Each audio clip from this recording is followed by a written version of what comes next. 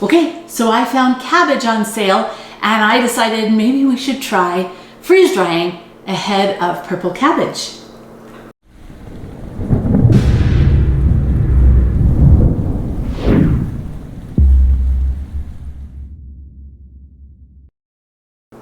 Hi, I'm Kylene and I'm the Provident Prepper. I love purple cabbage and I thought it would be really fun to try freeze drying some of it. So I am slicing it kind of as finely as I can so that hopefully it will rehydrate well, and I'll be putting it on all these trays. Okay, so I've sliced up my cabbage and I've got it spread out on these two trays. This is about as thick as I dare go to make sure that it freeze dries well. So we'll just be able to eat this for dinner. This batch included scrambled eggs as well as sourdough starter and cabbage. It took 2,609 minutes, so again almost 2 days. It probably was done in the middle of the night, so a little less than that. And it took 20 and a half basically kilowatt hours.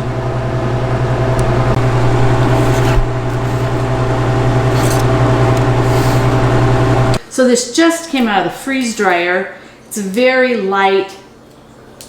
It snaps just like you would want it to.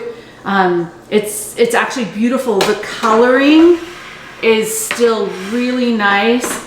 Now, one of the things that I have done is we had purchased some of these gusseted Mylar bags so that the bottom is a little bit more open and it has a ziplock so that you can close it up. Because one of the things that we've noticed is that once the freeze-dried food starts to absorb any air, it really turns quickly. Like not inedible, but it gets really soft and you can tell it's absorbed a lot of moisture. Before I package these in the bag, I wanted to try some and see how well it rehydrates because it looks beautiful.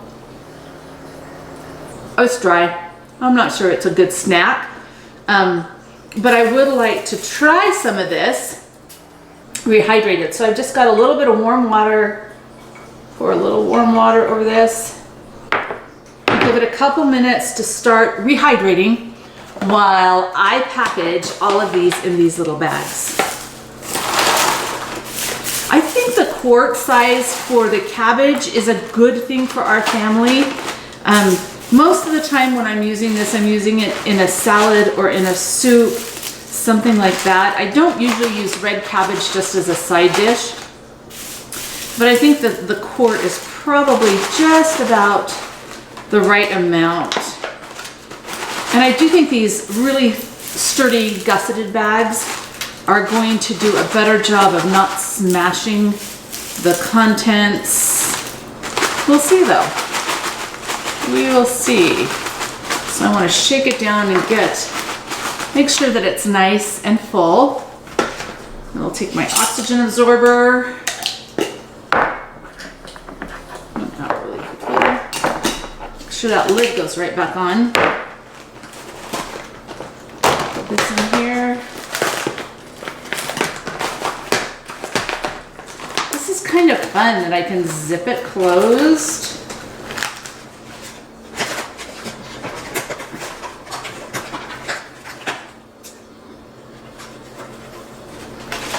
All right, looks like a nice good zip. And then we will just, I always like to give it 2 seals with the Mylar. And you know, I'm sure that it's overkill, but now it has a good strong seal on it. This bag is thick and wonderful and it is ready to store. I think I changed my mind. I think I'm going to put some of this beautiful red cabbage in a pint jar because I think it will look really pretty in that jar, and we will see how well it works. And I was going to put the oxygen absorber in the bottom, but I think it's better for me to put this one part way up so that I don't block any space in the bottom of this jar. I'm going to make sure there's nothing on this rim to prevent it from sealing. The oxygen absorber is in there.